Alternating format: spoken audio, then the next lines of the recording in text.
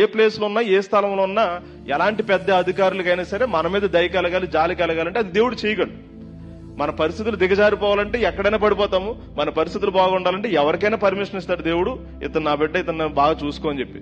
అందుకే దర్యావేషికి అంత ప్రేమ ఉంది కాబట్టి వచ్చి అడిగాడు. ఇప్పుడు దానియేలు కూడా చెప్తున్నాడు, నా దేవుడు సింహాల నోళ్లని మూయించాడని చెప్తున్నాడు. సింహాల నోళ్లని మూయించడానికి కారణమే సింహాలు వచ్చి దానియేలుని తినకపోవడం. అంతేకాకుండా దేవుడు సింహాల నోళ్లను మూయించినట్టుగా మనకు కూడా కొన్ని కష్టాలు, కొన్ని బాధలు, కొన్ని శ్రమలు మనుషుల ద్వారానో పరిస్థితుల ద్వారానో వస్తే వాటిని కూడా దేవుడు ఆపగలడు. ఆపుతాడా లేదా?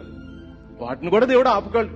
మనుషులే ఒకవేళ మీ మీద యుద్ధానికి వచ్చి మీ మీద చాడీలు చెప్పొచ్చు, పుకార్లు చెప్పొచ్చు, నిందలు వేయొచ్చు, మిమ్మల్ని అపార్థం చేసుకోవచ్చు, మిమ్మల్ని బజార్లోకి లాగేయాలని చూడొచ్చు, రోడ్డు మీదకి లాగేయాలని చూడొచ్చు, మిమ్మల్ని అవమానపరచాలని చూడొచ్చు, లేదా మిమ్మల్ని చంపేయాలని చూడొచ్చు, మిమ్మల్ని దూషించాలని చూడొచ్చు, లేదా మిమ్మల్ని ఉద్యోగపరంగా వెనక్కి లాగేయాలని చూడొచ్చు, లేదా కపిల్కి వెళ్ళి లేదా స్పాన్సర్కి వెళ్ళి బాస్కి వెళ్ళి వెనక నుంచి చాడీలు చెప్పేసి ఏదో ఒక విధంగా మీ ఉద్యోగాన్ని లాగేసుకుందామని వాళ్ళు ప్రయత్నం చేయొచ్చు.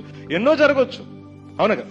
ఎన్ని జరిగినప్పటికీ సింహాల నోళ్ల నుంచి దానియేలునే దేవుడు కాపాడాడు. కాబట్టి ఆఫ్టర్ ఆల్ మనుషుల నుంచి దేవుడు కాపాడలేడు, మనల్ని కాపాడుతాడు. సాధారణంగా సింహాలు ఏదైనా మనిషి ఆ యొక్క బోన్లోకి వెళితే వదిలిపెట్టు, ఆ గుహలో పడితే చంపేస్తే, వాటి నేచర్ అది. ఇప్పుడు ఇక్కడ కుక్కలను పిల్లులను పెట్టలా, సింహాలనే పెట్టారు. సింహాల నేచర్ ఏంటంటే మనిషి రక్తం కావాలి, చంపేస్తాయి.